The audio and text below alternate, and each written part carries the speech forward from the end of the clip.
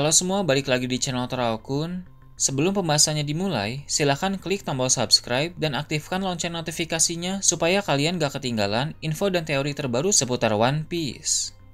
Buat kalian yang mau informasi tambahan soal SBS atau databook, kalian bisa follow Instagram Toraokun. Di sana admin akan memposting soal SBS, databook, dan berbagai teori singkat. Sekarang lanjut ke pembahasan. Bocoran One Piece Chapter 1118 telah muncul di berbagai forum. Dalam video kali ini, channel Toraokun akan menjelaskan berbagai hal menarik pada chapter kali ini.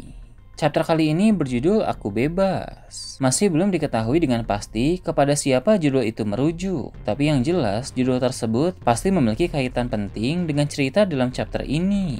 Cerita dimulai dengan memperlihatkan robot kuno yang dalam chapter lalu diserang oleh Warkuri. Seperti yang kita tahu, sang Gorosei itu melancarkan serangan fisik yang sangat kuat dan berhasil mengenai robot kuno secara telak. Sang robot pun terlempar tinggi dan terjatuh ke dalam lautan, membuat pasukan angkatan laut yang berada di kapal menjadi terkejut. Diketahui sekarang ini, sang robot itu pun tenggelam di sana, sehingga para Gorosei tidak lagi berfokus kepada robot tersebut. Lagi pula, siaran dari Vegapunk sudah berhasil dihentikan, sehingga Gorosei saat ini bisa fokus untuk memburu para musuh.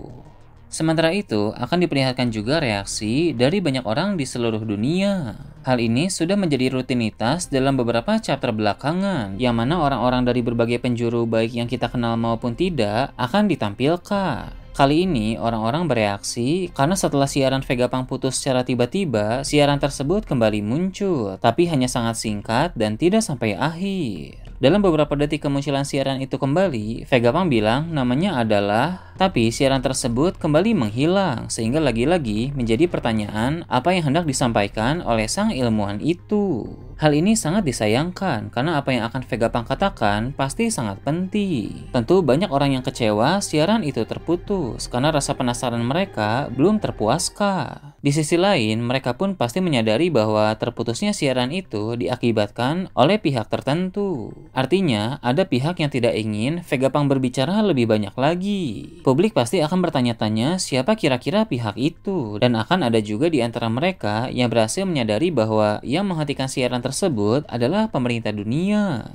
Dari orang-orang di berbagai tempat yang reaksinya diperlihatkan dalam chapter ini, dua di antaranya adalah Rebecca dan Leo di kerajaan Dressrosa.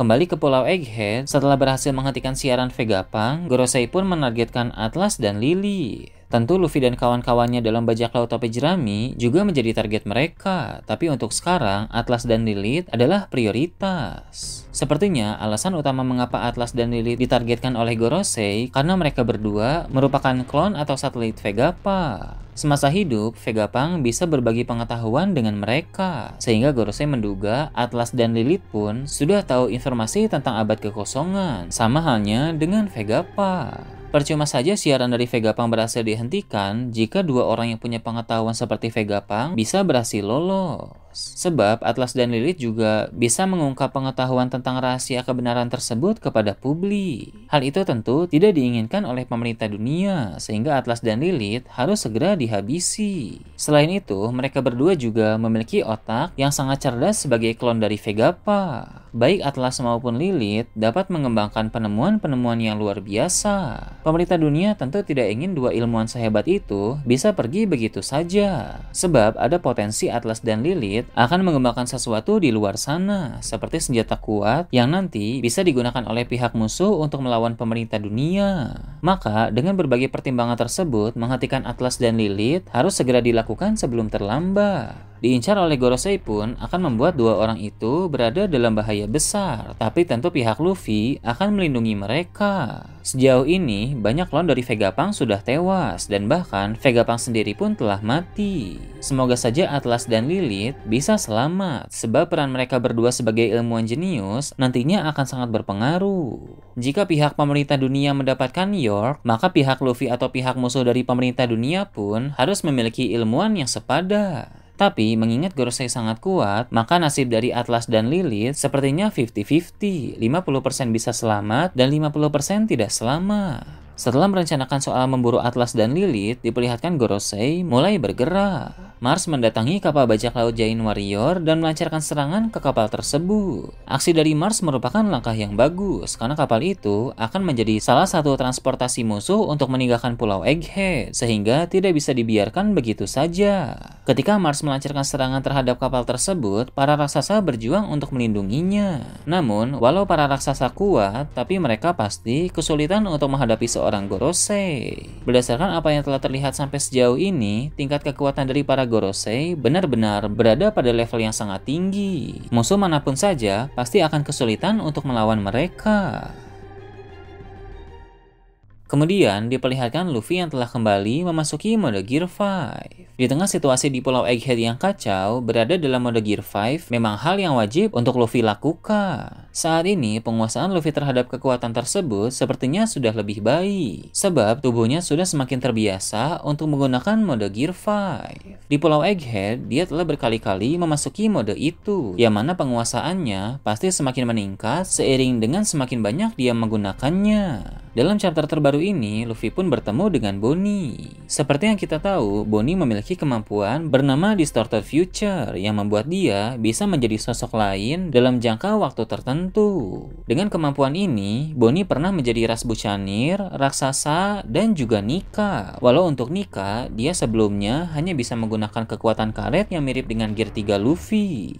Luffy sendiri pun sudah pernah melihat Bonnie menggunakan kemampuan tersebut, meski saat itu Luffy berkata pukulan Bonnie masih lemah. Kali ini, Luffy memotivasi Bonnie untuk mencoba lagi menggunakan kemampuan tersebut, tapi tentu dengan lebih baik lagi. Pada akhirnya, Bonnie pun memakai Distorted Future dan dia berhasil bertransformasi ke wujud full dari Nika, mirip seperti mode Gear 5 Luffy.